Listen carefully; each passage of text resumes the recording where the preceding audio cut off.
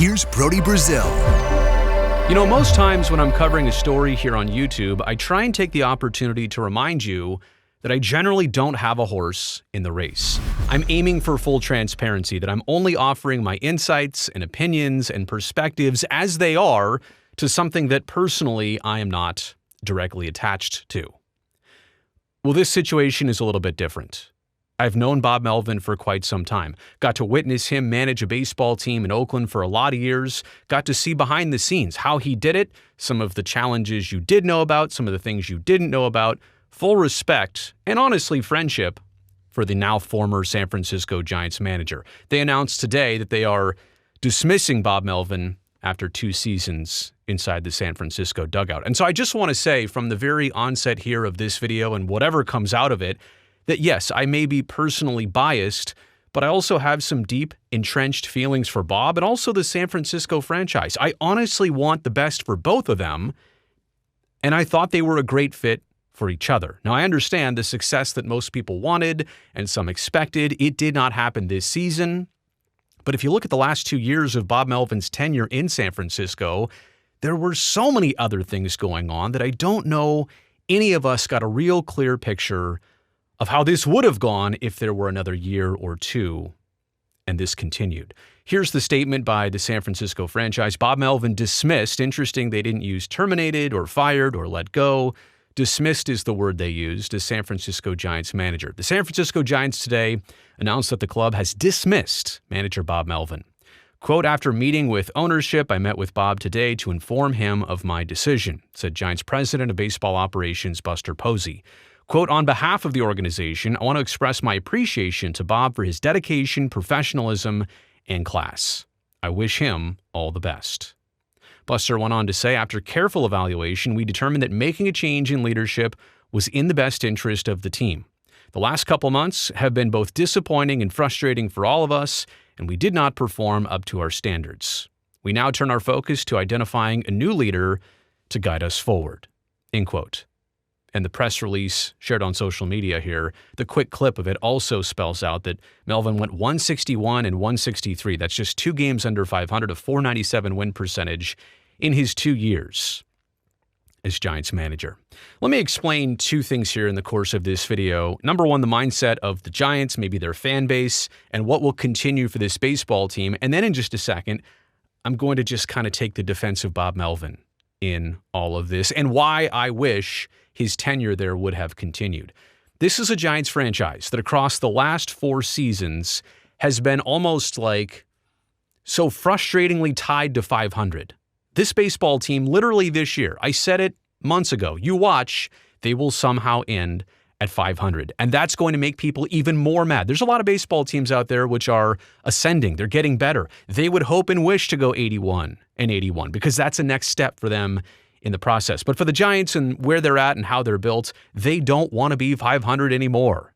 They're trying to take that next step well beyond 500, get back to the playoffs. They want to be a winning team and a playoff team. And man, they are so tied to being 500. Basically, 6 games under 500 across the last 4 seasons. 81 and 81 twice. They've only done that twice in the long existence of their franchise.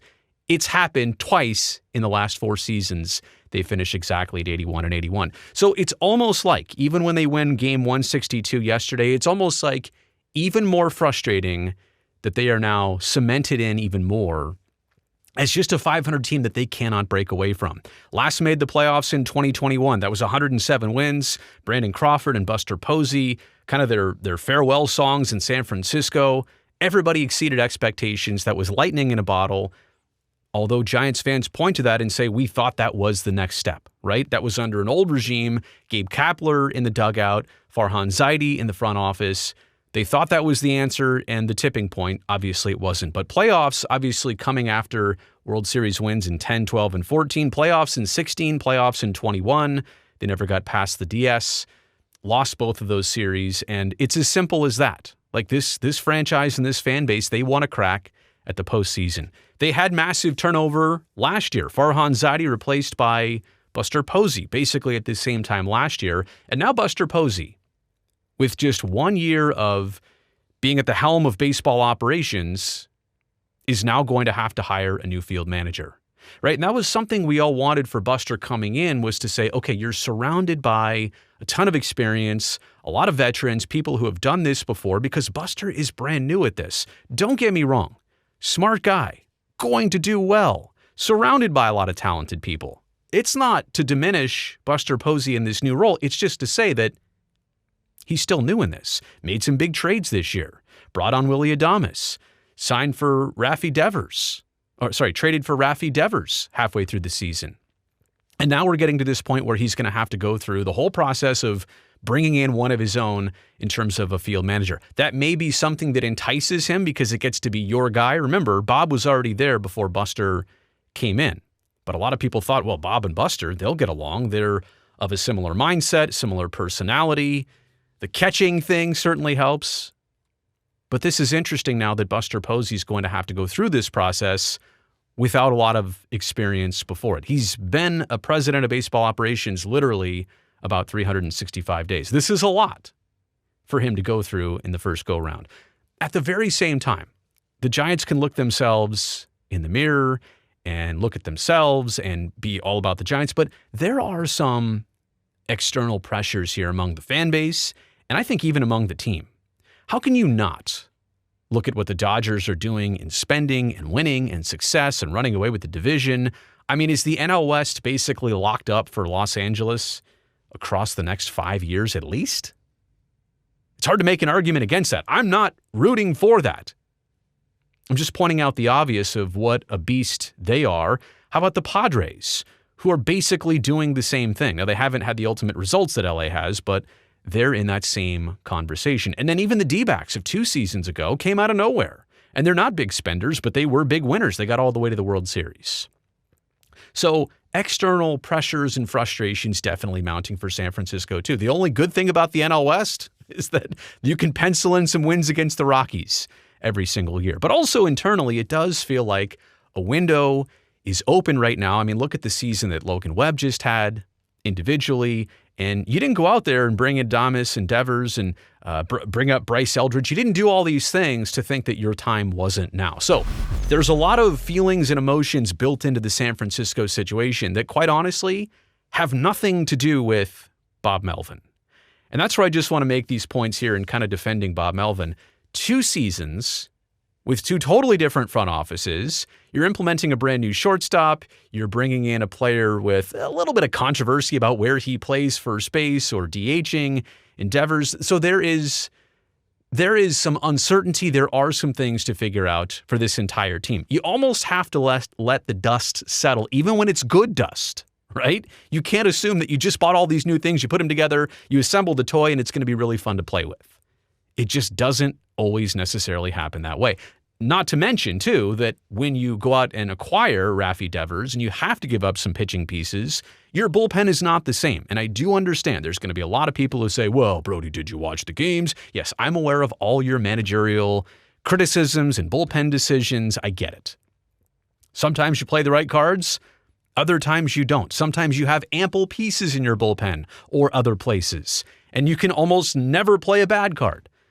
Again, sometimes it works, sometimes it doesn't, but that's not the only situation going on here. That's not the only element of success or not. I just don't feel like 2 years, and given the transitional nature of the last 2 years in San Francisco, was there enough runway for Bo Mel or any manager in that position to make their mark? It's almost as if Bo Mel was just the fall guy. And I'm not here to say that that's the worst thing in the world. Like, that's part of sports. That's a terrible timing situation when it happens, because managers and head coaches and general managers, this happens to them from time to time. Teams looking to take a step, you're in those transitional years, you're kind of caught in the middle of it, and that's it. They just need a new face, a new voice, a new message, new blood. It's all as simple as that. The bullpen was depleted this year via trades and injury, and I've already kind of covered that, so I'll leave that one alone. I just thought in a lot of ways, you've got Bob Melvin, the Peninsula native, the Palo Alto product, the Cal product, the Giant alumni. Yes, he did manage a lot of years and had a ton of success across the Bay in Oakland. He also worked with Matty Williams at the Coliseum. He brought Matt Williams back to being a San Francisco Giant again. You literally have Matt Williams coaching third base and Matt Chapman playing third base. Oh yeah, Chappie is there largely because he wanted to come play with Bob Melvin in San Francisco. You're welcome. And I don't think you've even still seen what Matt Chapman can do in a full, healthy, productive season. And wait till you get to the postseason with him. So I felt like for a lot of reasons and ways, this just was meant to be. And I know you can again go back to, lack of success, lack of taking the next step, decisions you didn't like in game from a manager. I get it. But I felt like if you would have sat with this just a little bit longer, I think the biggest point I could say here.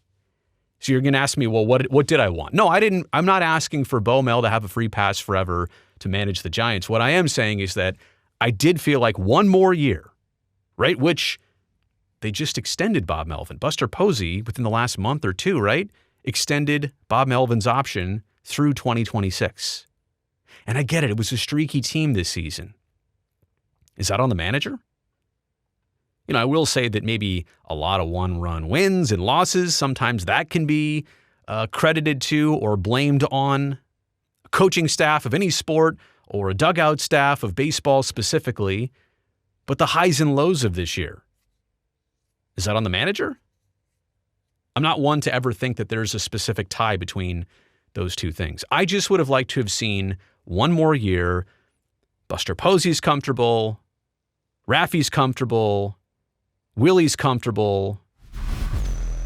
You add some more pieces where you need it, and then give it that chance. And if next year didn't work out, if you are really stuck to 500 again, then yes, let's set everybody free. You don't have to retool everything, but yeah, this would have been a more appropriate change, I feel like, next year under these circumstances. But this year, too quick, it kind of makes me feel like at some point, and it's his decision to make, if Buster wanted one of his own people in there, totally get it. And I just want to say, I'll throw one more thing in here, and it's hard to talk about Bo Mel, and then so I'll just take Bo Mel off the screen for a second.